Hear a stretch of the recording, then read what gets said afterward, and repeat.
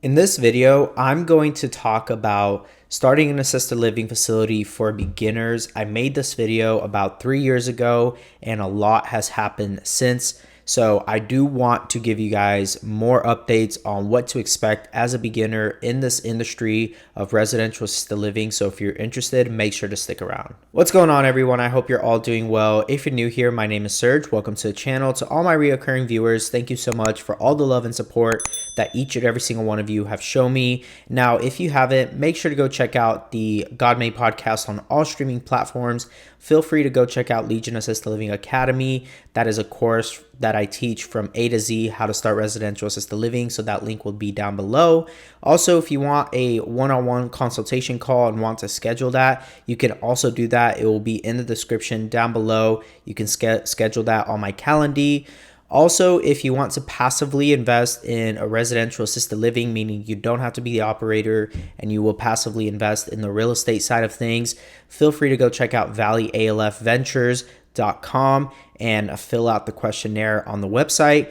And if you are an experienced operator looking to expand your operations and are looking to lease some more properties for your operations, feel free to also check out valleyalfventures.com in the link down below. So without further ado, let's go ahead and jump into the topic of this video. Now, a lot has changed since I made this video. This was probably posted about, I think it was in 2019, either 2018 or 2019 is when I posted this video. And a lot has changed, obviously. And the very biggest thing, obviously, was the pandemic. And this was something that shifted business in a whole different way. And for residential assisted living, the way it really shifted it is the fact that unemployment was something that really hit hard. And this healthcare industry, not just residential assisted living, but healthcare in general, already was struggling with staffing.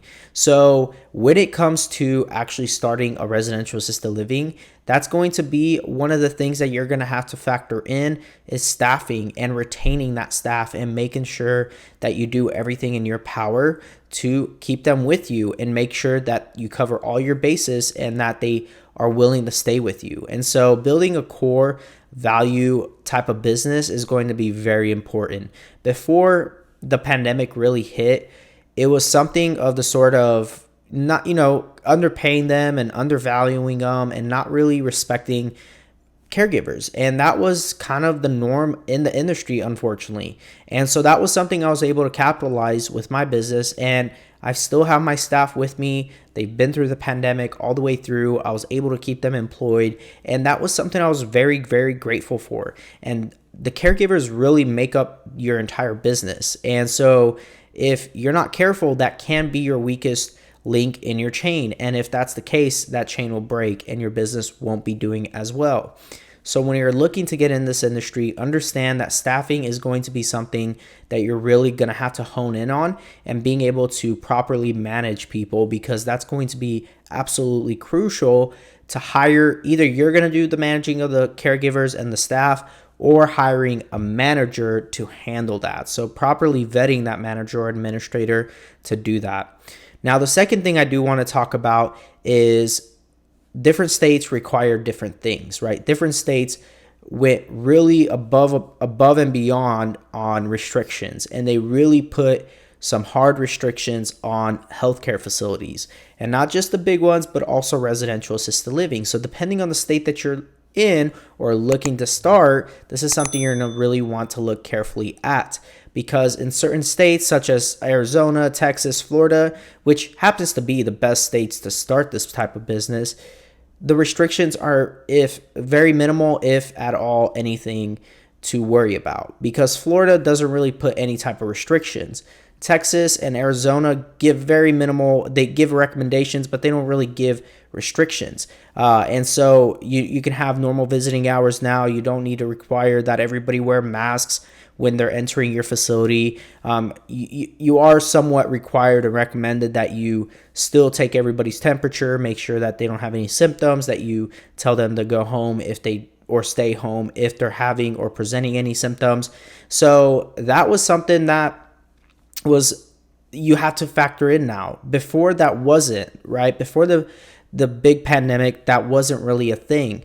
And now there's certain states that are really just hard on facilities and where you're looking to start. Washington, Oregon, California, different states are really honing in on putting the hardest restrictions possible on these facilities. So now when you're looking to start your facility, if you live in any of those states where they have crazy restrictions, you may want to reconsider or possibly move to a state that doesn't have any of those restrictions or minimum restrictions. Another thing to factor in is housing, right? Real estate. This was something that before it was pretty affordable for the most part. Even rents were still pretty affordable at the time.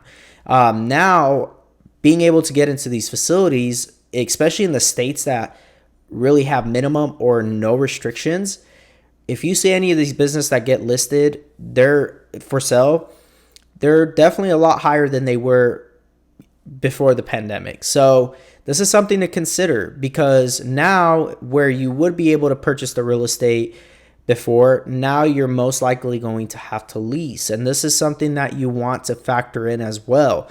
What are your financial capabilities when it comes to this industry and when it comes to investing in your own residential assisted living? Whereas before it wasn't like that. And I did just make that video the other day with investing $50K and what that would get you.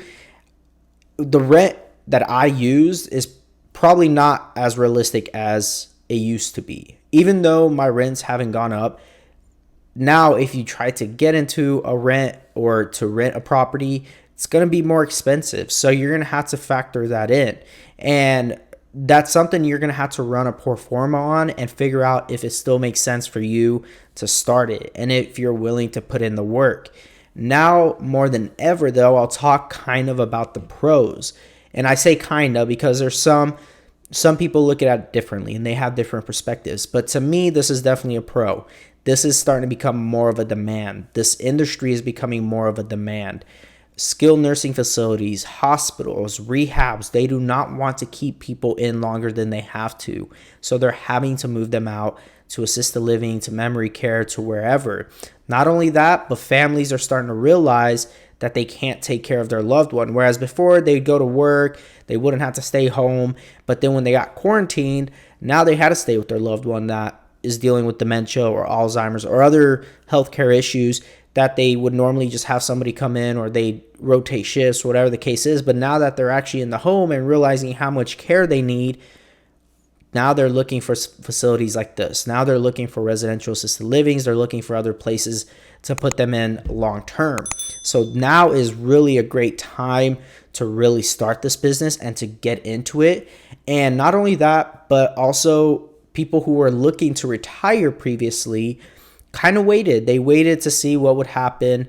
And when they realized what was going on with the real estate market and realizing that people were willing to pay way above market for these businesses, well, they started listing them and they started selling them, and they've been selling like crazy.